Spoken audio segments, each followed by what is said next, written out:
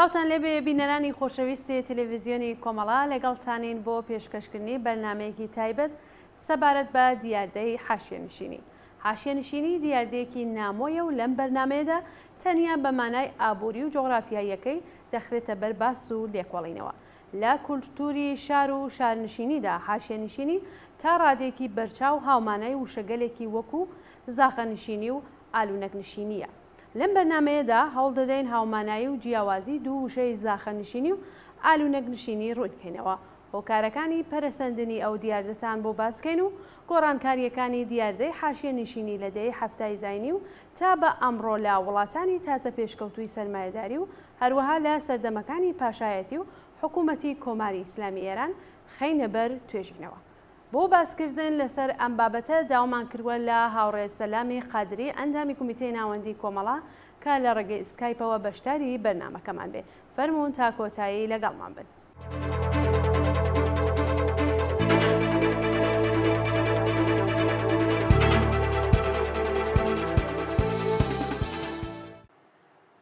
هاوڕێ سەلام، ئەم کاتتان باش، زۆر سپاس بۆ ئامادەبوونت لەم بەرنامە تایبەتە. سڵاو هاوڕێ گوڵنازی خۆشەوی، سڵاو بۆ ئێوە بۆ هاوکارانتان کە لەوێ لە پشتی سەحنەوە خەریکن زەحمەتە کێشن و بۆ بینەرانی تەلەڤیزیۆنی کۆمەڵا.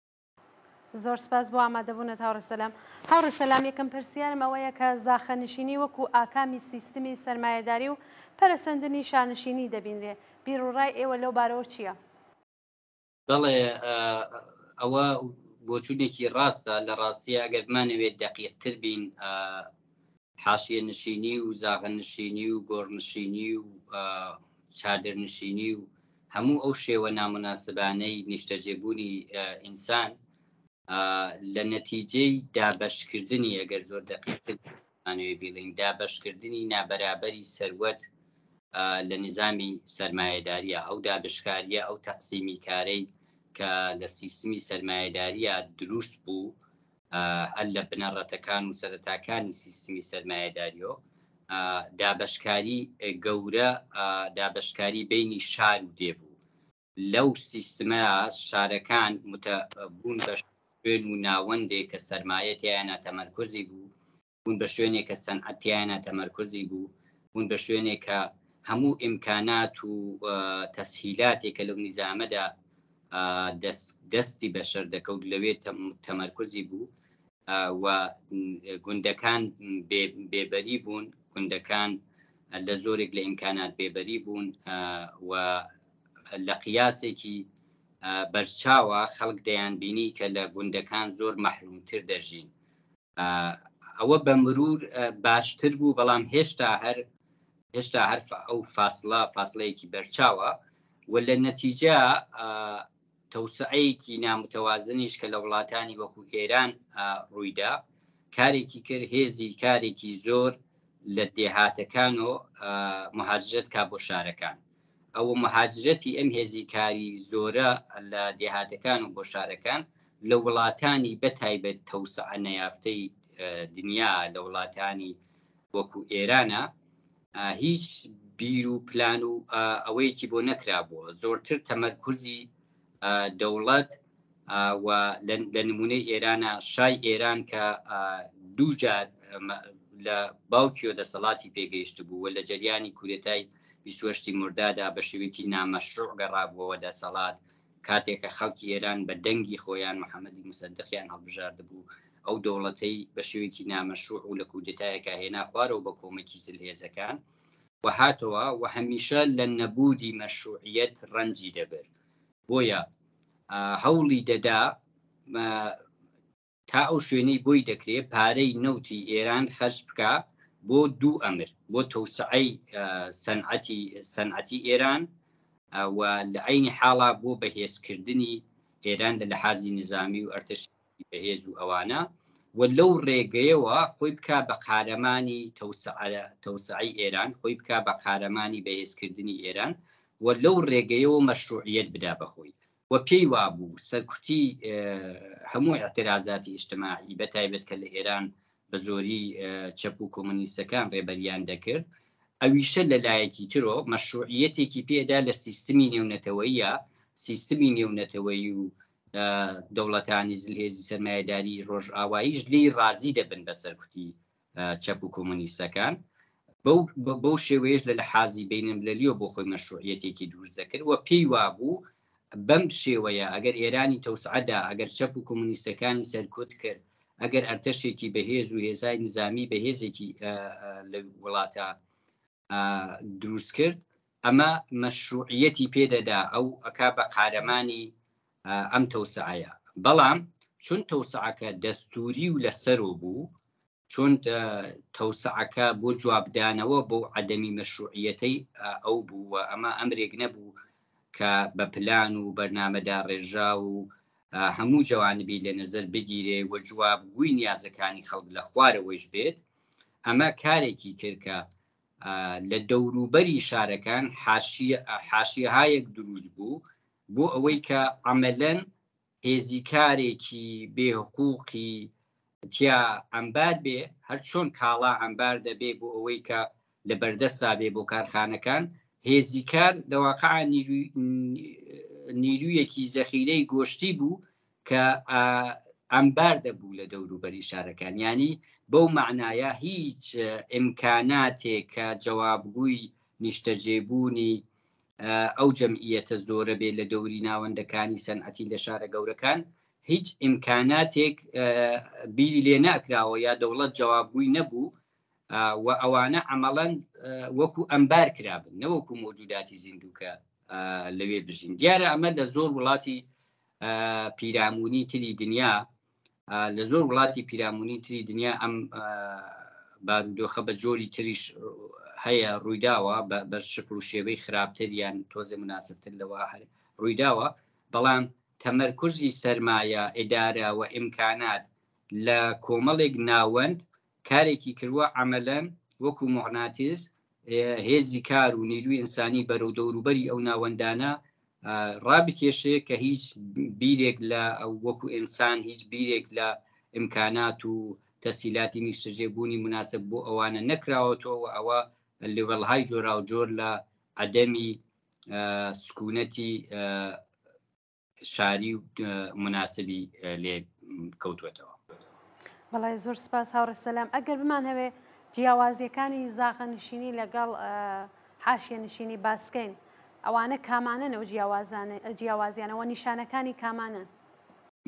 بڵێ حاشیەنشینی زیاتر ئیشارە دەکات بە شەهرەکایەک لە دەوری شارە گەورەکان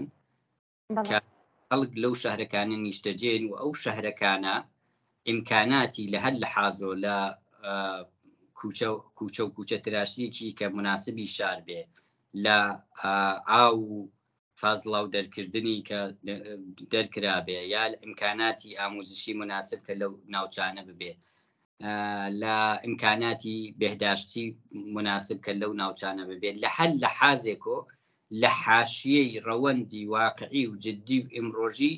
ژیانە قرار دەگرن نەک هەر تەنیا لە حاشیەی شارە گەورەکان بەڵکو ئینگار لە پاڵ ژیانی ڕاستەقینە لە پاڵ ژیانی بە ئیمکانات و ئیمڕۆژی و پێویست بۆ ئینسانەکان کە وەکو ئینسان لە نەزەر دەگیرێن و لەواقع شەهروەند دابەش دەبێ بە شەهروەندێکە پوڵێکی زۆر دۆلارێکی زۆر سەرمایەیەکی زۆر ئەبێ بە شناسنامەی سەرحی شەهروەندی یعنی تۆ شناسنامەیەکە هەتا وەکەوەی ئێرانیت ئەوە کافی نییە بۆ ئەوەی کە تۆ لە سەرحێکی مشخص و بەرابەر لە ژیانە ڕابگرێ بەڵکو شناسنامەیەکی مادی تر هەیە کە میزانی پوڵێکە کە تۆ لە بانکەتە میزانی پوڵێکە کە لە گیرفانتەتە میزانی سەرمایە و ئەرزشێکە کە ئەو منتەقەکە تێیدا دەژیتێتی وەکو ئەرزم کردن ئەم ئەهمیەتە بەناوەند لە خودی شارە گەورەکان و لە هەموو شارەکانی تر ئیمکاناتی ئاموزشی هەموو جۆرە ئیمکاناتێک لە ئیمکاناتی ئاموزشی ئیداری بێهداشتی حتا فرسەتهای شغلی هەمووی کۆ دەبێتەوە لە ناوەندی شارەکان و ئەگەر تۆ بۆ ئیشیشت لە دەوروبەری شارەکان کارخانەیەک بێ ئیشی تیا بکەیت بەڵام ئەو ئیمکاناتەی کە بۆ سکوونەت و زیست لە دەروی شارەکان وێنی ئەمانە حاشیەی شارەکانن و ئەگەر بە کورتی لە جملەیەکا بە شێوەیەکی ئستەعاری سمبولیک جیاوازی حاشیە نشینی و زاغە نشینی بڵێ حاشیە نشین خەڵکانێکن کە بە ڕەنج و زەحمەتی کە لە نەتیجەی و نظامەدا ڕەنج و زەحمەتی زۆر بووە بە بەشیان ئیمکاناتی ژیان و ئیمکاناتی زیست و وێرانەگیەک بەسەر ئەو شوێنی کە تێدا دەژین دیارە بەڵام بۆ خۆیان نەڕووخاون بۆ خۆیان خەریکن بە ڕەنج و زەحمەت هەوڵ دەدەن بە هەر مەرارەتێک بێ مناڵ و نەسلی داهاتوویان لە تەحسیل بێبەری نەبێ و ئەوان بەهەرحاڵ ژیانێک بۆ مناڵەکانیان دروست بکەن بە هەر ڕەنج و زەحمەتێک بێت بەڵام زاغە نشینەکان کەسانێکن کە نەک هەر تەنیا لە شوێنی وێران دەژین بەڵکو بۆ خۆشیان ڕووخاون لە لەحازی دەرونیەوە تووشی احتیاط بوون و لە نەتیجەی ئەو هەموو ڕەنج و بێبەشی و زەحمەتە لە شوێنێک خزاونەتە ناو بارودۆخێکی دەرونی سەخت و ناخۆش و بە ئەنواعی ئیعتیاد پەنایان برووە یان تووشی ئیعتیاد بە بیر و باوەڕهای مەذهبی زۆر تون و تیژ و زۆر وەکو مخەدرێک بۆ ئارامکردنەوەی خۆیان یان تووشی موادی تەوەخمزا و موادی مخەدر و ئەوە بوون و بە مرور هەرچی زیاتر ئینسانەکە خۆشی وێران بووە خۆشی ڕووخاوە ئیتر ئیمکانی بۆ ئەوەی ڕۆژانە بە ڕەنج و زەحمەت بتوانێت هەر ئەو سەرحە لە ژیان لە حاشیەی شەوە ڕابگرێ ئەوەیشی لەدەست داوە و بە مرور وای لێ هاتووە ئیتر ئیمکانی ئەوەی کە هەتا لە حاشیەی شارەکە ماڵەکەی ڕابگرێ ئەوەی نەماوە و فەرقێکی تیشکە هەیەە لەمانە هەر تەنیا ماڵ و هەر تەنیا ژینگە و شوێنی ژیان نییە کە وێرانەترە لە شوێنەکانی تر بەڵکو بنەماڵەیش هەڵوەشاوە بنەماڵەیش لێک هەڵوەشاوە و ئەم جۆرە خەڵکانە ئیتر شوێنی زیستیان شێوەی زیستیان لە واقع لە شکلێکی ئینسانی ینی پلەیەکی خواردتر لە حاشیە نشینی چووە لڤڵهای جۆرا و جۆر لە چادرنشینی لە زاغە نشینی لە گۆڕنشینی ئالوونەک نشینی لە ناو ماشینهای قڕازەکە لە دەوروبەری شار فڕدراون ئەو شوێنانە و فەرقە بەرچاوەکەیان ئەوەیە کە لەمایتر ئینسانەکە خۆشیدا وێران بۆ خۆشی وێرانەیە لەگەل ئەوەی کە شوێنەکەی وێرانی. بەڵێ زۆر سپاس هاوڕێسەلام. هاوڕێسەلام حاشیە نشینی لە دەی هەفتای زاینی و لەگەڵ هاتنی نێئۆلیبرالیسم پەرەیسەندووە و شێوازی گژ و ئاڵۆزی بەخۆیەوە بینیە. ئەم شێوازگەلە لە وڵاتانی تازە پێشکەوتوو لە ئامریکای لاتین و هندوستان بەرچاوتر بووە. ئێوە دەتوانن وەسفیکەن؟ بڵێ دوو دیاردە کە ئێمە ئەگەر بگەڕێنەوە بۆ دواوە لە دوای شەڕی جیهانی دووەم لە 1945 تا 1970 دەورەیەکە کە پێی دەڵێن بە ئینگلیسی گۆڵدن ئێج ئاف کاپیتالیزم یان دەورانی تەڵایی سەرمایەداری. لە واقع دەورانی تەڵایی بە نەوعێک مبارزات و دەستکەوتەکانی چینی کرێکاریشە لە دنیا. بۆچی؟ لەبەر ئەوەی کە انقلابی ئۆکتۆبر کە لە 1970 کرابوو و هێشتا زۆری پێچێتە ئەوەی کە جۆرێک هەڵوەشانی ڕسمی ئەو دەسەڵاتە ببینین و بزوتنەوەی کرێکاری لەو تەوازنی هێزە جیهانیەی کە لە وڵاتی جۆرا و جۆر شۆڕشتەکرا و بزوتنەوەی کرێکاری ئەو وڵاتانە دەستکەوتایەکی بەسەر سەرمایەداری سەپاند و پاشەکشێهایەکیان کرد سەرمایەدارەکان وەکو مەسلحەتی ئەو سیستمە لە تیئۆری کەسێک بەناو کینز کە کینز نە تیئۆریهای لیبرالیستی اقتصادی کلاسیک وەکو ئەوەی کە بازار خۆی تەنزیم دەکات و هەموو شتێک سپاردن بە سیستمی بازار و بە بەخشی خصوصی نە تئۆریهای کۆمونیستی قبول بوو خۆت لە بەرەوەی باوەڕی بە کۆمونیزم و بە جۆرێکی تر بە سۆسیالیزم و بە داڕشتنەوەی جۆرێکی تر لە ژیانی ئینسانەکان نەبوو بەڵکو باوەڕی بەوە بوو کە سیستمی سەرمایەداری بۆ ئەوەی کە تووشی قەیرانێکە لە 1930 پێڵەن گریت دیپریشن، یعنی بحرانی گەورە، قەیرانی گەورەی ئابووری 1990 ئەو دەورەیە نەبێتەوە. و ئەوە ترسێک بوو کە هەموو سیاست مەداران بوویان ئەو قەیرانە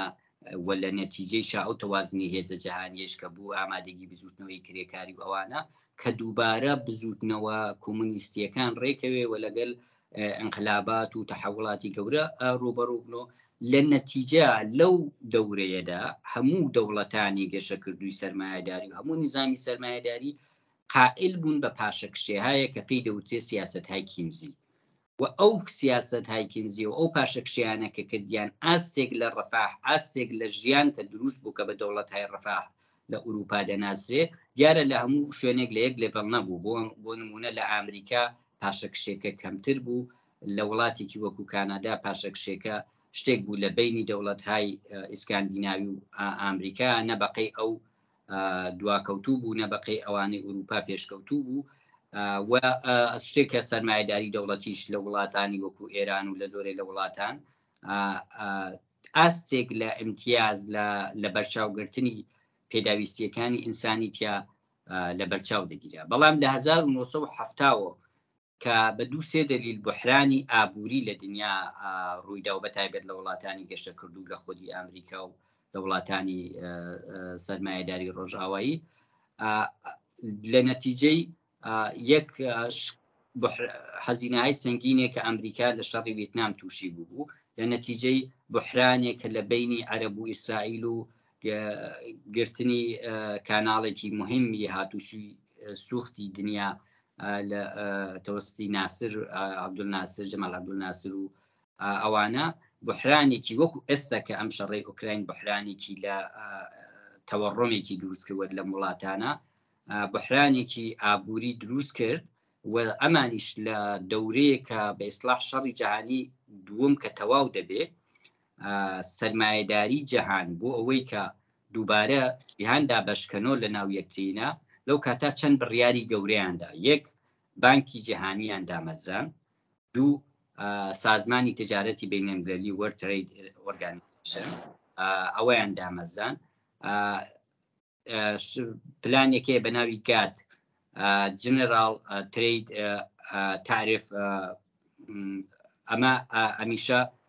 ئەگریمنتێ بوو، ئەمیشە قەراردادێ بوو کە بۆ لابردنی تعرفەکان و داڕشتنەوەی سیستمێک بۆ تجارەتی ئازادی بینەلمللی. ناتۆ لەو دوای شەڕی جیهانی دوومدا ئەمەزی کۆمەڵی سازمانی جەهانیان دامەزان بۆ حفزی سوڵتەی خۆیان، سوڵتەی ئیستعماری خۆیان بە شکلێکی تر بەسەر دنیا. جا ئەو وەختەی کە ئەم قەیرانە پێشاو، هەموو لیبراڵهایەکی کە لە سەنگەرا بوون بۆ ئەوەی ئەو دەستکەوتانە وەربگرنەوە، ساڵهای ساڵ بوو نوزە و نوکەیان دەهات لەم لاولاو و لە مەجلیسەکان و پارلمانەکانی وڵاتەکان و ئەوانە، باشترین فرسەتیان لەو بحرانە بۆ پێشات بۆ ئەوەی کە ئەم دەستکەوتانە وەربگرنەوە. و هەموو لە سیاسەتی ناوخۆیی وڵاتەکانە هەموو مەسئلەکەیان دەگەڕاندۆ بۆ ئەوەی کە دەوڵەت‌های ڕەفاح بە ئیمتیازاتێک کە داویەتی بە چینی کرێکار و ئیتحادیە کرێکاریەکان بە مەیانێک کە یاساییان پەیان کردووە، قودرەتی مذاکرە، قودرەتی سەپاندنی نرخی کارێک، دەستمزدێک کە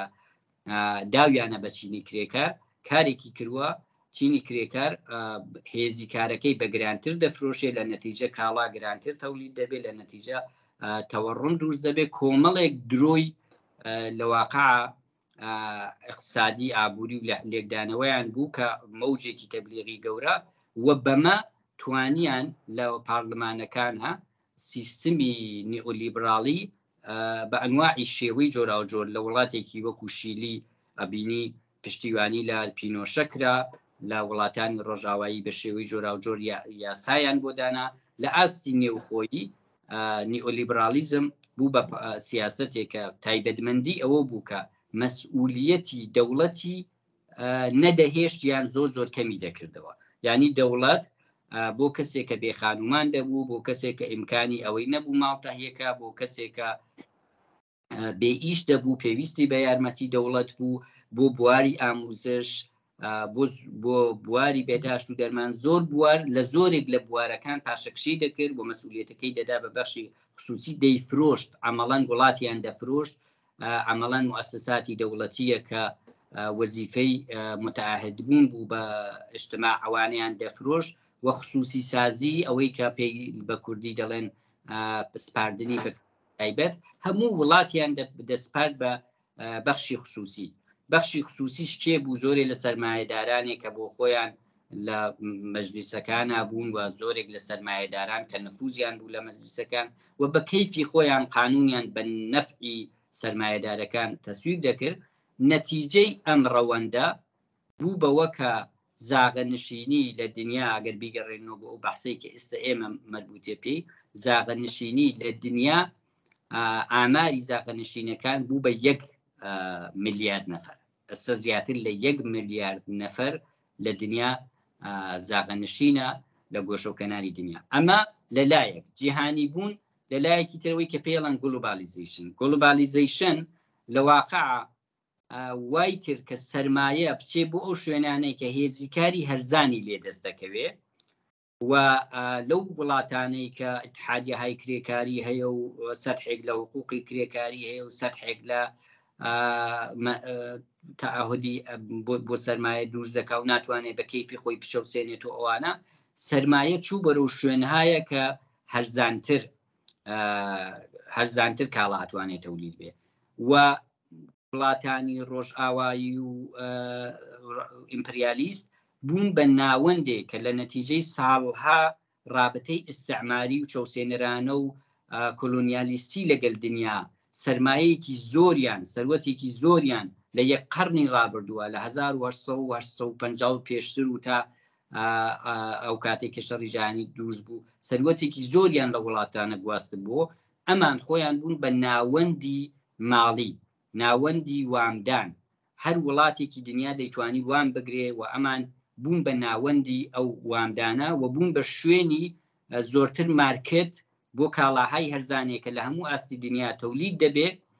و لە نەتیجە بێکاریەکی زۆر لە خودی ئەم وڵاتانە دروست بوو و ئەم بارودۆخە کارێکی کرد بە کورتی نابەرابەری لە بینی وڵاتەکان خۆیان لە گۆشەکەناری دنیا و لە بینی لەناو خودی وڵاتەکان زۆرتر بوو لە نەتیجەی هەموو سیاسەتە جۆرا و جۆرانەی کە مەسەلەن هەموو شتێکیان کرد بە کاڵا هەموو شتێک بوو بە کاڵا و تەولید جەهانیەوە بووە تەولیدی تر لە شوێنێکی دنیا بە زۆری کۆنە بووە و ئەوە کارێکی کرد ئەو شوێنانەی کە سەرمایە زیاتر تەماحی پێی بوو ڕووی تێکرد بوو ئەوەی کە کاڵا بەرهەمبێنێ لەگەڵ وڵاتەکانی پاڵدەستیان ئێسێ وڵات بوو بەهۆی سیاسی مەیلیان نەبوو بچنتیایە ئەو سەرمایە بچرخێنن وڵات بوو بەهۆی قانونایەکە ڕێگر بوو بە هەر دەلیلێک ئەوە کارێکی کرد لە هەموو دنیا نابەرابەری لە بینی وڵاتەکان و لە ناوخۆی وڵاتەکان زۆرتر بوو هەتا لە وڵاتانی ڕۆژاوایی حەزەکەم سەرنجتان بۆ شتێک ڕابکێشم ئێستا بارودۆخی سکوونەت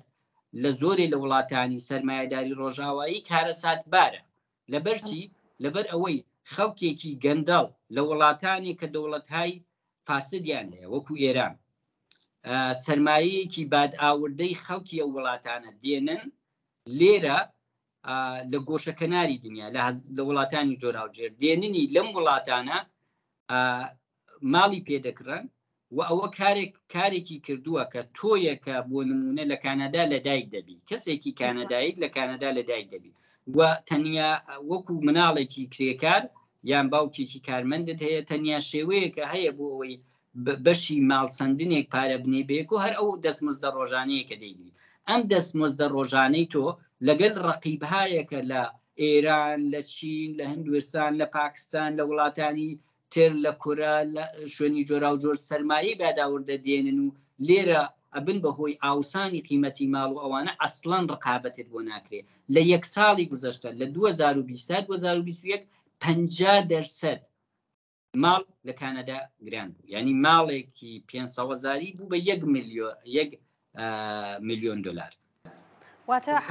واتە پەرەسەندنی حاشیە نشینی و زاخە نشینی زۆرتر دەبێت. بەڵێ ئەمە کارێکی کردکە هەتا لێرە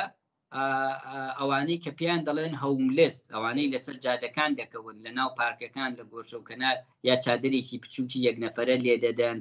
وە چۆن حمام و ئیمکاناتی ئەویان نییە ئەسڵەن ئەیان بینی بۆنیان لێ دێت و ئەوانە ئەوە زۆری کرد میزانی خەڵکێکە ئیتر کرێی ماڵێکیان پێ نادرێ. ئێستا خەڵکە هیچ ناتوانێت ماڵێک بکڕێ ئەگەر جوانێک بێت و ژیانی دەست پێ کرد بێ و چەند ساڵ بێ و بۆ پەسەندازی کە هەیەی لێرە ناتوانێت ماڵێک بکرێت. ئێرە بووە بە بەهەشتی سەرمایەدار لە هەر گۆشەیەکی دنیا و بووە بە دۆزەخ بۆ کەسێک کە ئەمڕۆ ئەوێ ژیانی لێ دروستکە هەتا لێرە لەدایک بووە جوانانی چینی کرێکار و ئەوانە کارێکی کردوە. ئێستا ئەوانە بە 2 ماڵ و بە 3 ماڵ دەسێنن دەیدەن وە سوود دەکەن لەو گرانبوونا بۆ نمونە کەسێ ئەگەر ماڵێک بسێنێ بە 500 ملیۆن و ساڵێکی تربیدا بە 500,000 دلار و ساڵێکی تربیدا بە ملیۆنێ 500,000 سوودەکە هیچ ماڵیاتێکی سیر و عجایبی نییە 500,000 سوودەکە لەو بینە و کەسێکە هەموو عمری لە وڵاتانە ئیش بکە ناتوانێت 50,000 پەسەنداز بکە. تۆ ئەمە کارێکی کردووە خەڵکی تر زیاتر ئومێدی بەوە نەماوە ماڵ بکرێ ڕووی کردوەتە زیاتر خەڵکێکە مەجبور دەبێت کرێ نشین بێت و ئەوانە زۆرترە و لەو لاوە قیمەتی کرێی ماڵیش چووەتە سەرەوە. ئەمە کارێک دەکا کە تۆ ئیتر لە شوێنێکە بۆت نادرێ کرێی ماڵت بۆ نادرێ یا ئەبێ بچیتە ئەو شوێنانەی کە شێڵتر و پەناگای دەوڵەتی پێڵێن فقط شوێنی خەو و تەختێکت پێ بەن شەوتی بخەویت و بەیانی بێتە دەرەوە یان دەبێت کە بچیتە شوێنی زۆر ناموناسب یان دەنیهایەتەنیش ئەکەویتە سەر جادەکان و پێت دەڵێن هەوملس و ئەوانە. جا بۆ ئەوەم عەرزکردن کە جیهانی بوون و سیاسەتهای نیئۆلیبراڵی لە واقع فەرقی لەگەل دەورانی کێنزی و سەرمایەداری لە دوای شەڕی جیهانی دوومەوە ئەوەیە کە ئێستا لە زۆرێ لە وڵاتانی وەکو ئێران و برزیل و هندوستان و پاکستان و زۆرێک لە وڵاتانی دنیا ئەگەر جاران تۆ لە وڵاتەکەی خۆت هەژار دەکەوتی ئەمڕۆ هەژار دەکەوی لە وڵاتانێک هەیەکە هەر ئەم کۆمپانیە سەرمایەداریانەی کە سەرمایەداری سفرەیەکی یەکێک لەو شتانە قانون زۆدایی اتحادیە زۆدایی ینی هاوسار پچڕانی سەرمایەدارەکان و کۆمپانیهای سەرمایەداری بۆ ئەوەی لە هەر گۆشەیەکی دنیا هەرچی بە نەفعیانە و لە قازانجیانە بیکەن. زۆرێک لە وڵاتانی دنیا لە برزیل لە زۆر منتەقە ئەسڵەن جەنگەڵ زۆدایی بووە تەبیعەتیان وێران کردووە چون بەهرە بەرداری هایەکیان کردووە لە زەوی کە پەدیدەیەک دروست بووە بە ناوی دێدلاند ینی زەویەکەی تر وای لاتوە هیچی لەسەر ناڕوێ تۆ بەهۆی مشکلەی ژینگەی بەهۆی ئەوەی لەو منتەقەیە ئیتر ژیان لە حازی محیتی زیستیان وا لێ کردووە وا دەبێ مهاجرەتکە یان بۆ شارە گەورەکانی وڵاتەکە یان بۆ دەروی وڵاتەکە ینی کارەکاتێک کە ئێستا هەیە لەگەڵ هەر خودی سیستمی سەرمایەداری لە دەورەی پێشووترا کە پێی دەڵێن دەورانی تەڵایی سەرمایەداری پێشدەیە هەفتا ئەوەیە کە ئەمڕۆ ئیتر بێوڵات فەقیر دەکەوی لە وڵات ینی شوێنێکت نییە فەقیر دەکەوی لە شوێنی ژینگە شوێنێکت نییە مناسب بۆ ئیتیا بژیت. ئەمە دیاردەیەکە کە هابرماس پێی دەڵێ ئەگەر پێشتر بەشەر لە وڵات دەژیا ئەمڕۆ لە ئابووریا دەژی ئەگەر پێشتر بەشەر شارۆمەند بوو وەکو شارۆمەند چاوی لێ دەکرا ئەمڕۆ وەکو مشتری وەکو مەسەب کۆنەندە وەکو کانسومەر سەیری لێ دەکرێ وەکو مەسەب کۆنەندە وەکو مشتری و تۆ ئەمڕۆ ئیتر شناسنامە ئەو شناسنامە نییە کە دەوڵەت و وڵاتەکە پێتێدا شناسنامەیە کە نیشانی دەدا مافەکانی تۆ چییە حەقی تۆ چییە میزانی پارەیەکە کە لە گیرفانتە ئەگەر تۆ لە وڵاتێکی فاسدی وەکو ئێران بە پارەیەک و زێرۆ بێ بۆ وڵاتێکی وەکو وڵاتانی ئوروپایی ئامریکا و کانەدا ئەتوانێ حقوق و ئاستی ژیان و بارودۆخی ژیان و ئاسایشی ژیانت زۆر زیاتر بێ لەو کەسێک کە شناسنامەی ئەم وڵاتی پێەیە لەو کەسێک کە بە ئیسلاحی چون ئەوە شناسنامەی تۆ مقداری پارەیەکە کە هەتا لە دەورانی نیئۆلیبرالیزم و لە دەورانی بەجیهانی بوونی زیاتری کار و سەرمایە. بەڵێ سپاس هاوڕێ سەلام. ئەگەر بمانەوە بینە سەر ئێران و باسی حاشیەنشینیکەین لە ئێران، پێگە و دۆخی حاشیەنشینەکان و پێگەی چینایەتی لە سەردەمی کۆماری ئیسلامیدا چۆن بووە و چۆن گۆڕانکاری بەسەردا هاتووە؟ ئەگەر بتانەوێ باسیکەن بۆمان. بەڵێ وەکو عەرزم کردن ئەو پرۆسەیەمان وت کە زەمان دەورانی شا ئەو فکوسە لەسەر تەوسعە کرا بۆ ئەوەی زۆر بە خێرایی ڕواڵەتێکی مۆدێرن لە وڵاتەکە دەرکەوێت و دروست بکرێت بێ لە بەرچاوگرتنی هیچ مافێ و بە سەرکوتکردنی هێزهای سیاسیە کە نوێنەری ئەو بەشە مافخورا و بەشمەینەت و بێبەشەی وڵاتەکە بوون. ئەمە لە واقع ئەگەر شا تووشی ئەو تەوسعە وەک چۆن خۆمان ئەڵێن سۆسیالیزمی تەخەیولی تەوسعەی تەخەیولی تووشی ئەو خەوە ئەو ڕۆیای تەوسعەی تەخەیولی بۆ ئێران بوو و پێی وابوو دەکرێت تۆ ڕواڵەتێکی مۆدرن دروست بکەی شوێنە ناوەندەکان مۆدرن کەی تۆ پیشەسازی دروست بکەی بەڵام بێ لە بەرچاوگرتنی مافی ئەو چین و توێژە کۆمەڵایەتیانەی کە لە واقع ئەبند بە بەرئاگر و هێزی کاری بێبەشی ئەم ناوەندانە و ئەمە ئەچێتە سەرەوە چون دنیای چاو دەبەسێ لەوەی کە تۆ نوێنەرانی سیاسی ئەم چین و توێژانە کە چەپەکان بن سەرکوتی دەکەی ئیتر ئەمە سەروتەی هەم دێت و وڵاتەکە ڕواڵەتێکی مدرن پیا دەکات و لەو لاویشۆ تۆ لەگەڵ ئاخوندەکان دەسازیت و ئاخوندەکان وەکو کەسانێکە کارێک دەکەن بە مخدرات و تەوەهمات و خرافاتێکە بڵاوی دەکەنەوە کارێک دەکەن کە ئاگاهی خەڵک ئاگاهی ئەو خەڵکە بێبەشە هێزایە کە ئاگاهیان پێدەنن ئەوەش خونسا بێتەوە پێی وابوو بەم شێوەیە ئەو بۆ خۆی لەسەر سەڵتەنەت و قارەمانیەتی ئەم تەوسعە دەبێت و ئەمەش ئەچێتە سەرەوە بەڵام دەوڵەتانی بە ئەزمونتر و دەوڵەتانی کە ئستراتیژی یان پێشگرتن لە شۆڕشی کرێکاری و لە بەتایبەت لە جیهانی دوو قوتبیەکە کە ئەو سەردەمە بوو هێزی چەپ سەر هەڵدانی هێزی چەپ دەگرت بەڵام ئەوەیان دەزانی کە ئەو تەناقۆزاتە گەورە کە لە ئابووری وڵاتێکی وەکو ئێرانە هەیە دوجار هەر منجر دەبێ بە حڵتەکانی دەوڵات منجر دەبێ بە وەختێ هەرچی بەرەو پێشچوونی ئەوەیان دەبینی ئێمە دەزانین کە بۆ ئەوەی کە لە گواداڵۆپ هاتن و لەواقع مشاورانێکە وەکو مهدی بازرگان و ئیبراهیم یەزدی و ئەوانە نیروهای ملی مەذهبی مشاورانێکی متوهم کە پێیان وابوو ئەوان وەکو هێزانی ملی مەذهبی بە ڕەهبەرکردنی خومینی بۆ ئینقلابەوە ئەوەی کە ئەمانە بچێ دوای خومینی چەپیان بۆ سەرکوت دەکات و ڕێگە دەدا ئەوان وەکو هێزی ملی ئەوان لە جێگەی شا قارەمانی ئەم تەوسعەیە وڵات بن و لەژێر چەتری خومینیە بەڵام ئێمە دیمان کە سەرمایه‌داری چۆن زەرفیەتەکانی شای بۆ سەرکوتی چەپی ئێران بۆ سەرکوتی شۆڕشێکی هەرچی زیاتر ئەچوو شۆڕشێکی ئیجتماعی کرێکاری ببێ لە ئێران تەسریعیان کرد ڕەوەندی جێبەجێبوونی دەسەڵات و لە کۆنفرانسی گواداڵۆپ و لە کۆمەڵێ نشەستا کۆمەڵی وعد و وعیدیان لە بینی خۆیانە جێبەجێ کرد و چون ئەیان زانی هێزێکی مەذهبی یان دەبێ فاشیزمێکی ملی وەکو پینۆشە یان دەبێ فاشیزمێکی ملی مەذهبی شیعۆنیزمێکی مەذهبی ببێت کە هێزێکی کوێری بێڕەحمی متعەسبی لە بەردەسا بێ بۆ سەرکوتێکە پێیان وابوو جواب دەدات و ئەبینین کە ئینقلابی ئێران کە دەکرێت ئەوەڵین کارێکەکەن جنایەت و کوشتارێکە کە هەتا ئێستا مێژوەکەی و ئەوانی کە بەشدار بوونتیایە و تا ئێستا هەرزامێکە و بەسەردڵی خەڵکی ئێرانەوە ئەبینی ئەو کاتە ئەوەڵین کارێکە کرا نوێنەرانی سیاسی ئەم خەڵکە بێبەشە ئەم کرێکاری ئێران کە بەشێکی زۆری بوو بە حاشیەنشین ئەمانە سەرکوت کران و دەوڵەتی جمهوری ئیسلامی لە دەورانی شەڕ وەکو خومینیەڵێ لە بەرەکەتی شەڕ استفادەی کرد بۆ ئەوەی تەعەسوبات و بەهانەهایەک زاڵ بکا کە هەر کوشتار و گرتن و شکنجە و ئەوەی پێتەوجی بکا بەوەی شەڕەوە و دوای شەڕ ئەو دەورانی کە پیان و دەورانی سازندگی و ئێسلاح ئەم جارە بەجێگەی شار ڕەفسەنجانی بوو بە سەرداری سازندگی و تەوسا و ئەوانە لە واقع ئیتر لە دەوڵەتەکەی دانیۆ لە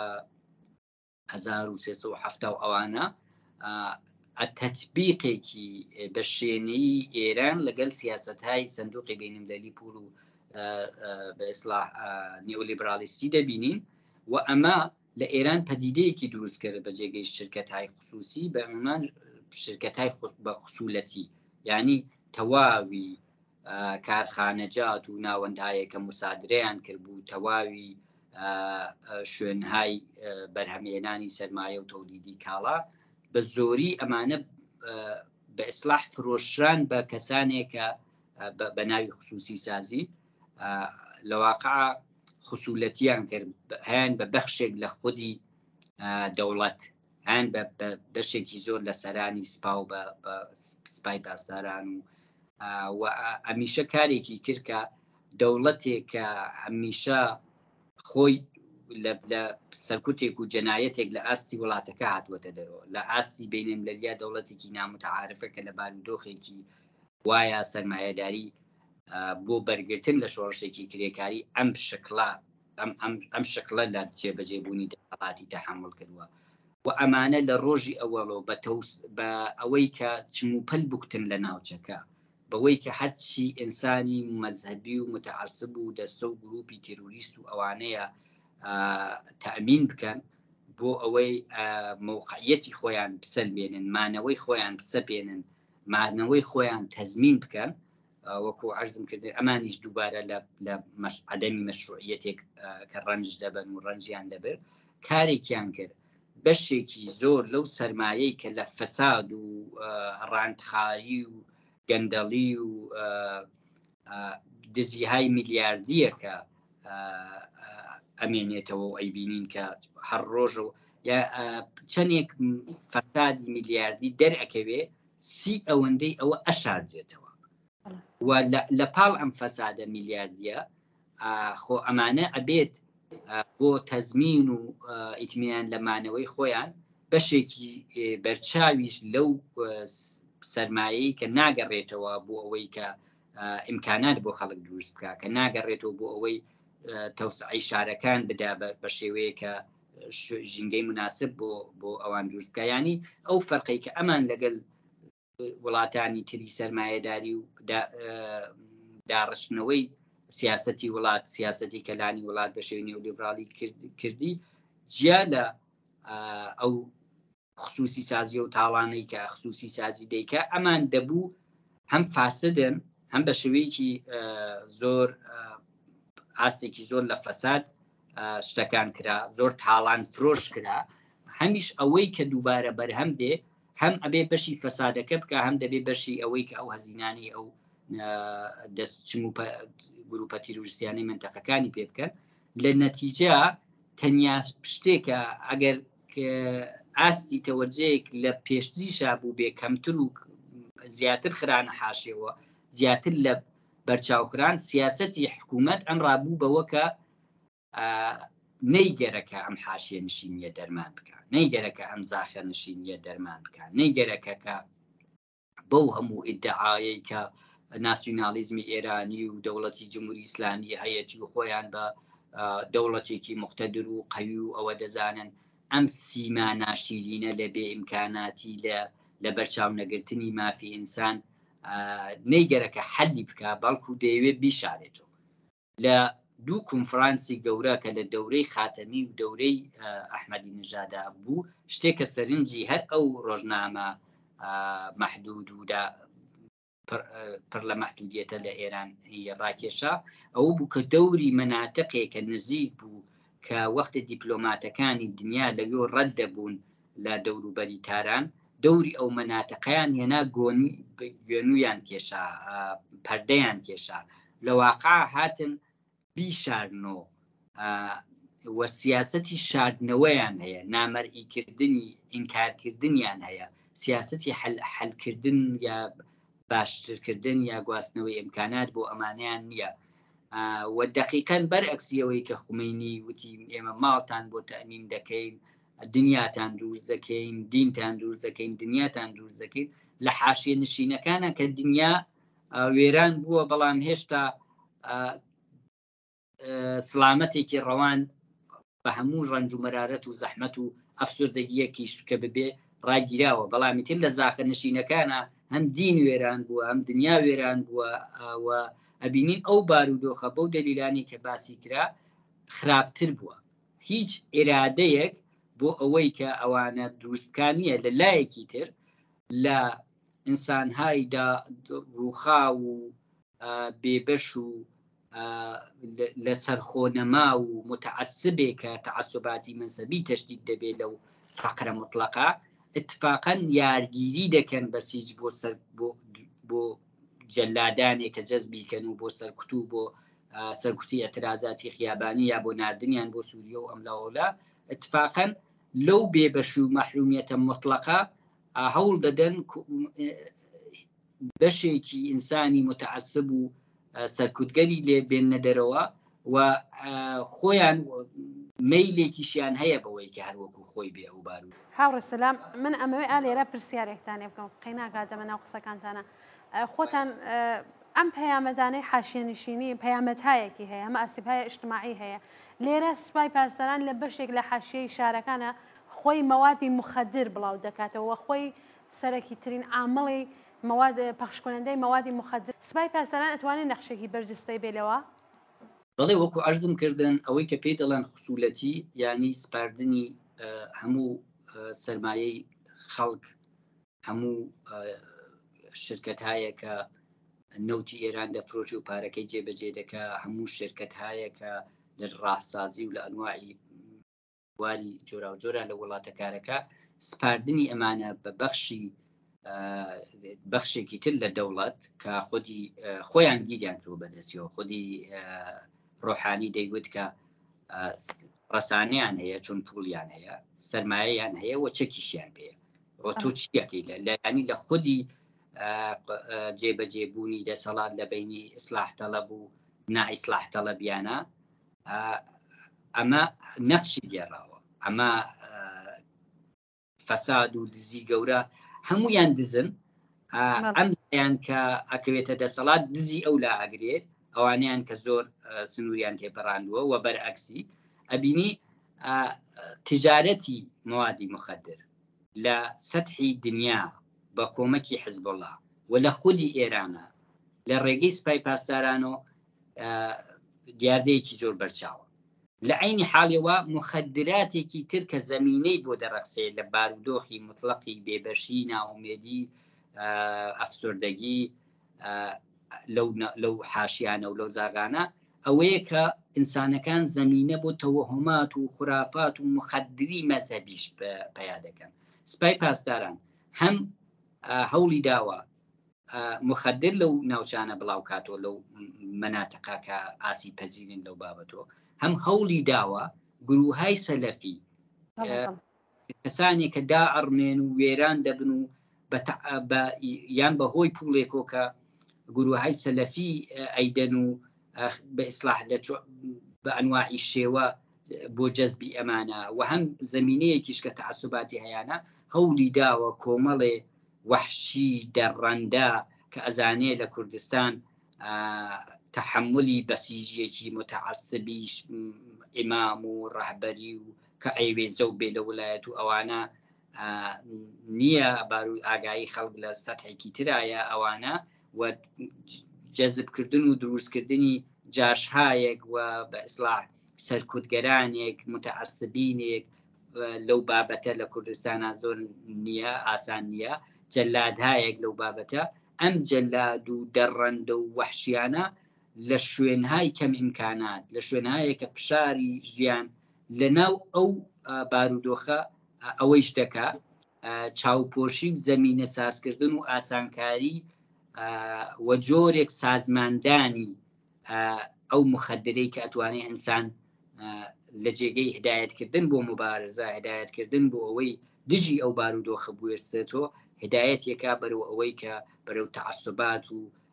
ئەوەی کە ئەبینین لە گروههای ئیسلامیە تێروریستیە ئەوەی کە پێی دەڵێن ئەمەلیاتی ئینتحاری کەسەکە ئەوەندە بێزارە لە ژیان و ئەوەندە بە خەوی حۆری و دنیایەکی تر و بەهشتێک و ئاسایش و ڕەفاهێکە لەو دنیاکە قەرارە پێی بدرێ زۆر دەبێ بە مشتری بە مەرگ کوشتن خۆ کوشتن دیگەری کوشتن ئەمە لە ڕاستیە زۆر بەرچاوە خەڵکی کوردستان دەبینن کە بە شێوەیەکی بۆزدڵانە بە شێوەیەکی فرسەت تەڵەبانە بە بێڕەحمانە سپای پاسداران هەم مخدر بڵاو دەکاتەوە هەم دەی فرۆشێ ئەم ئاسانکاری دەکات بۆ مخدر فرۆشەکان و لات و ئەلوات و چەقۆکێش و سەلەفیەکان لە کوردستان و لەواقع خەریکە لەو بێ ئیمکاناتیە بەهرە بەرداری دەکات بۆ ئەو سڵتە ناحەقوو خوێناویەکە هەیەە بەسەر جامعە و هەر ئەوە ئەتوانێت زۆر بە ڕۆشنی نیشان بدا کە سیستمێکی واکە لە بەرامبەر اعترازاتی گەورەینەوە 1996 و لە ڕۆژی هاتنی و بووە تا ئێستا و تا انتخاباتی 1400 کە خەڵک سیلیەکی شەقەزلەیەکی گەورەیاندا لێیان وەخۆ نەهاتن و ئەنواعی شێوە لە مەحرومیەت و لە عەدەمی مەشروعیەت ڕەنج دەبا خۆ تەبیعەتەن ئەوە تەنیا بیر لەوە دەکاتەوە کە استفادە بکە لەو مەحرومیەتە لەو ڕەنجە و هێزهایەکی دەڕەندەی ئیسلامی لە بەلوچستان لە کوردستان لە خوزستان ئەوانە دروست بکە بۆ ئەوەی کە ئەوانە بۆ خۆیان بن بە عامڵێک بۆ مزاحمەتی مبارزەی خەڵک لەو شوێنانە و لە ئاستی سەراسەریش دیارە ئاتش بە اختیارها و بەسیجی های ئەوەی کە بە سوحبەت لە کوردستانیان و بەسیجی بێتورمز ئینسانهای متعسب و دەڕەندەیە کە ئەتوانێت بۆ دەورەیەک بەکاری بێنن. بەڵێ هاوڕێ سەلام وەکو دوایین پرسیار چۆن دەتوانین لەگەڵ دیاردەی حاشیەنشینیدا بەرەو ڕووبی دەبینەوە؟ بڵێ حەزەکەم وەکو ئامارێکیش کە بۆ خۆیان وتویانە ئامارێکە بۆ خۆیان ئەڵێن 1/3 جەمعیەتی ئێران ئەم ئامارەی کە بۆ خۆیان دەیدەن لە حاشیەنشینی شامڵی بە ئیسلاح زاخەنشینەکان نابێت شامڵی گەڕەکهایەک لە ناو خودی ناو شارەکان کە ژیانێکی حاشیەیی دەکەن لە زۆرێک لە ئیمکانات بێبەرین شامڵی ئەوانەیش نابێت یعنی بەشێکی زۆر لە چینی کرێکار ئیمڕۆ بە ئەنواعی شێوە حاشیەنشینە بەشێکی زۆر لە ژنانی ئێران ئەوە هەر لە ڕوانگەی ئیدۆلۆژیکی ئەوان و بارودۆخێکیان بۆ دروست کراوە کە لە حاشیە ژیانە ئەمە کارێک ئێمە دەبا بەرەو ژمارەیەکی زۆر ئامارێکی زۆر ئەوەی کە ئەوان دەڵێن 30% لە واقعا ئەگەر ڕێگە بدرێ بە ڕێکخراوهای مستەقل بۆ ئەوەی کە لە حاشیەنشینی و لە خەڵکێکە بە هەموو شێوەیە احساسی بێبەری بوون و بێبەشی دەکەن ئامارێک بدا ئەوە کاتە 50 لە سەوی خەڵکی ئێران نەک 50 لە سەوی چینی کرێکاریش ینی بەشی خواروی چینی مامناوەند و تەبەقەی متەوەسەت خب تەبیعەتەن ئێمە نامانەوێ وەکو کۆمەڵێ حزب کە قسەی گەورە و تەخەیولی و نسخە دەڕێژن لە دوور و ئەوانە و لانیکەم نە ئێمە وەکو کۆمەڵە ئەوە دەکەین و عادەتمان هەیە بەوە نە منیش لێرە ئەمەوێ ئەوە دوورەوە دیگەرانێک دەیکەن لە دەروی وڵات و بەڵام با بگەڕینەوە بۆ ئەوەی کە لە ناوەوەی وڵات لە دوودەیە ڕابردووە کراوە کە ئەم بحرانانە زۆرتر بووەتەوە کە عمقی زیاتری پیا کردووە ئەبینی ئێمە ڕشتێکی بەرچاوی ئاعترازاتی کاریگەری و جنبشی کاریگەری و تەشەکلهایەکی کاریگەریمان بووە کە ناوهایەک لە تەشەکلهایی لە فعالینی کاریگەری لە گۆشەکەناری ئێران بۆ نمونە لە خوزستان کە ئاتی حاشیەنشینی زۆرترە لە سیستان و بەلوچستان کە ئاستی حاشیەنشینی زۆرترە ئەبینی لەوێ شکلهایەک لە ئاعترازی مختەسی ئەو ناوچانە یعنی ئەنواعی ئەشکال لە ئاعترازمان لە دوودەیە ڕابردووە بینیوە لە ڕشتی کەمی و کەیفی ئەوە بینیوە ئەبینی جنبشی معلمین لە یەک جنبشی سنفیەوە لە یەک حرەکەتی سنفی معلمینەوە گوزەری کردووە بۆ ئەوەی کە دژ بە سیاسەتی لیبرالیستی و دژ بە سیاسەتی سیستمی ئاموزشی خصوصی سازی و سیستمی ئاموزشی ئیدئۆلۆژیک مۆزع بگرێ و بدات و عملاً لە یەک حرەکەتی سنفیەوە کردوویەتی بە یەک ڕێکخراو بەشێک لە هاوشان و هاوکاری جنبشی کاریگەری و بەشێک لە جنبشی کاریگەری ئێران ئەبینێمە لەگەڵ جوابێکە لە ناوەی وڵاتە دراوەتەوە معلمین ئیمڕۆ بە شێوەیەکی ڕاستەوخۆ و ناڕاستەوخۆ بوون بە نوێنەری ئەم چینە بێبەش و ئەم توێژە بێبەشانی ناو کۆمەڵگا جنبشی کرێکاری چ لە محیتی زیست لە کارخانە نوێنەرایەتی دەکا لە لەحازی ڕێکخرا و ئەم اعترازاتە ئەبینی سەلیبریتی هایەک هەن کە ئیتر کەرامەت و ویژدانێکی ئینسانیان ئەیان جوڵێنێ بۆ ئەوەی کە مەوزعێک بگرن دش بە ئەم هەموو بێبەشی و ئەوە حتا ئەگەر بە قیمەتی بێبەشبوونیانە لە ئەو موقعیەتی کە هەیە مەحرومکردنیانە لە وەرزش لە ئەنواعی موقعیەتی هونەریان ئەبینی ئەنواعی هونەرمەندان و نویسەندەگانێکە اعتراز دەکەن کانونی نویسەندەگانی ئێران اعترازاتێکە لە کوردستان بە کۆڵبەران کە لەواقع بەرچاوترین بەشی حاشیە نشینان و حاشیە زیستانی کوردستانن ئەبینی تۆ لە ناوی وڵات کۆمەڵێک حرەکەت و ڕێکخرا و جنبش و لە هەموو لە سەرحی کەلانتریشە اعترازاتێکی کە لە 96 و 98 و 1400 و ئەوانە کرا چە ڕانندەگان چە کشاوەرزان لە مناتقی وەکو ئیسفەهان ئەوانە بە ئەنواعی شێوە دەبینی ئەو بەشە بێبەشکرا و حاشیە نشینانە نوێنەرانێکی سیاسی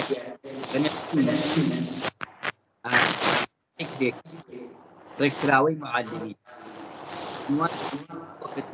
ڕێکخراوەهای محیتی زیستکە گشت بەو داڕمانەی محیتی زیستکە هەرچی زیاتر پاڵ ئەنێ بە خەڵکو بۆ ئەوەی کە لە شوێنهایەکە زیستایە ناممکن ئەبێت بڕۆن بەرەو مناتقێکی ناوەندی تر ڕێکخراوەهای محیتی زیست کە ئەمڕۆ لە سەرانسەری ئێنە ئەمانە دەتوانێت بەرنامەی مافەسەرەتاییەکانی خەڵکی ئێران کە مافی سەرەتایی ئەم چین و توێژە بێبەشانەیە فۆرمولە بکەن لە ناو خۆیانە ئەمە کارێک دەکا کە لەسەر ئەمرێکی مشەخەص و هاوبەش ئەو پتانسیلە ئەو ئیمکاناتە ئەو دەستاوەردە سازمانی و ڕێکخراوەیانە کە هەیەە لەسەر ئەمرێکی ممکن و هاوبەش پێکیان بێنێت و بتوانن نوێنەری ئەم چین و توێژە بێبەشانە بن لە ئەفریقای جنوبی بزوتنەوەیە کە حاشیە نشینەکان بزوتنەوەیەکیان دروست کردووە و ئەو بزوتنەوەیە اعترازاتیان سازمان دەدا خواستەکانیان فۆرمولە دەکا و پاشەکشێ تەحمیل دەکا بە حکوومەت و لە زۆر وڵاتی تری دنیا هەر وەکو باسمان کرد لە هیندوستان و لە برزیل و ئەوانەکە ئاسەوارەکانی ئەمە زۆر بەرچاوتر و ئینترا هەرمووی ساڵێک لەوە بەربوو کە کشاوەرزەکان لە منتەقەی نیودێهلی هاتن بە خۆیان و بە تراکتۆرەکانیان و اعترازێکی گەورەیان سازماندا و لە زۆرێک لە وڵاتەکانی دنیا هێزە چەپەکان هاوشان و ڕێنوێنی ئەم مبارزان بە نظری من لە ئێرانی شایمکانی ئەوە ڕەخساوە کە ئەم ڕێکخراوە کرێکاری و معلمین و ڕێکخراوە ئیجتماعی و ڕێکخراوەی محیتی زیست هەموویان لەسەر یەک بەرنامەی مافی سەرەتایی خەڵک کە چ لەم دەوڵەتە هەر بەشێکی بتوانن تەحمیلکەن بە دەوڵەت چ لە گۆڕانی دەوڵەتە ئەوە بێ بە بەرنامەیەک بۆ باڵی چەپ و بۆ بەرنامەی نوێنەرانی سیاسی چینی کرێکار و ئەم چین و توێژە بێبەشانە تەبیعەتەن لە دوای ئەم ڕوخانی ئەم ڕژیمیش دەسەڵاتدارەکان سەرمایەدارەکان و تەبەقاتی ئیجتماعی نوێنەرانی خۆیانیان دەبێت و دیارە ئینقلاب وەختێک بە نەفعی تەبەقەیەک ڕووەدا کە ئەو تەبەقە سەرنوشتی و ئینقلابە گرێ بەدەستیەوە من نازانم ئەوە کەی ڕوودەدا ڕەنگە ئێستا ئەو ئاسوی ئەوە زۆر نزیک نییە بەڵام لانی کەم چینی کرێکاری ئێران وردە نوێنەرانی سیاسی خۆی دەنگی خۆی پیا کردوە ئێمە زۆرترین دەنگ لە ناو ئەو ڕێکخراوانەی کە ئەرزمکردن دەبینین زۆرترین نوێنەرایەتی لە ناو ڕێکخراوانە کە ئەرزمکردن دەبینین بۆیە حکوومەتیش زیاتر لە ڕێکخراوێکی سنفی لە معلمین دەترسێ و لە ڕێکخراوای کرێکاری دەترسێ چون دەزانێ ئاستی بێبەشیەکەنەیە ئەمانە چۆن دەتوانن بن بە دەنگی ئەوان وەختێکیش ئەبن بە دەنگی ئەوان هێزێکی گەورەی ئیجتماعین کە ئەگەر نەڵین تاقە هێز دەبێ کە ئەتوانێت خواستەکانی ئەم خەڵکە نوێنەرایەتی بکات و پاشەکشێ بە حکوومەت بکە بەڵام لانی کەم هێزی ئەم خەڵکە لەوێ دەتوانێت لەو ڕێکخراوانە کۆ بێتەوە و بێ بە باڵی چەپی نیروهای سیاسی ئێران لە داهاتوو و باڵی چەپێکە نوێنەرایەتیەمانە دەکا بۆ ئەوەی ئەو دووزەخە یان لە حاڵەتێکا کە مبارزە دەستاوردەی بیناوبینی بووە و ئێمە کۆمونیستەکان و خەڵکی کرێکار زەحمەتکێش بە تەنیا نەیتوانی و سەرنووسی وڵاتەکە بگرێتە دەست و دەسەڵات بگرێتە دەست لانیکەم ئەتوانێت تەخفیفی بدا ئەو دۆزەخەکە هەیە لانیکەم دەتوانێت بارودۆخەکە لە بارودۆخێکی ئینسانی نزیکتر بکاتەوە خواست هەیەک تەحمیل بکە یان ئەگەر ڕۆژێک لە ڕۆژان مبارزاتی ئێمە لە نقطە وەرچەرخان و خاڵی وەرچەرخانی کامبارزاتی و خەڵکە زەحمەتکێشە ڕشتێکی کەیفی باشتریشی کرد و گستەرشتێکی زیاتری سەن بتوانێت کۆمەلگایەکی سوسیالیستی و شایستەی ئینسان بەرهەم بێنێ پاشەکشێ بکە بە دەستهای دەروی وڵات و ناوەی وڵاتی چەوسێنەر و سەرمایە و ئیمکاناتی وڵاتە لە دەستی خصوصیەتیەکان و کۆمپانیای خصوصی سەرمایه‌دارەکان بسێنێ بخاتە خزمەتی ڕەفاهی گشتی و جامعە. بەڵێ زۆر سپاس هاوڕێ سەلام بۆ ئامادەبوونت لەم بەرنامە تایبەتە. خواهش دەکەم هاوڕێ گیان سپاس بۆ ئێوە بۆ ماندوو نەبوونتان و هیوادارم کە ئێمە ئەو ئومێد و ئارەزوانەی لەم بەشەی ئاخرات سەمان لێ کرد هەرچی زۆرتر و ڕۆژ بۆ ڕۆژ بیبینین بێتە دی و نەتیجەی زەحمەتی ئێوە وەکو ئینسان های مبارزێکە خەریکن بەشێک لە مبارزەتان لەو سەتحی ڕەسانەیە و هەمومان کە ژیانمان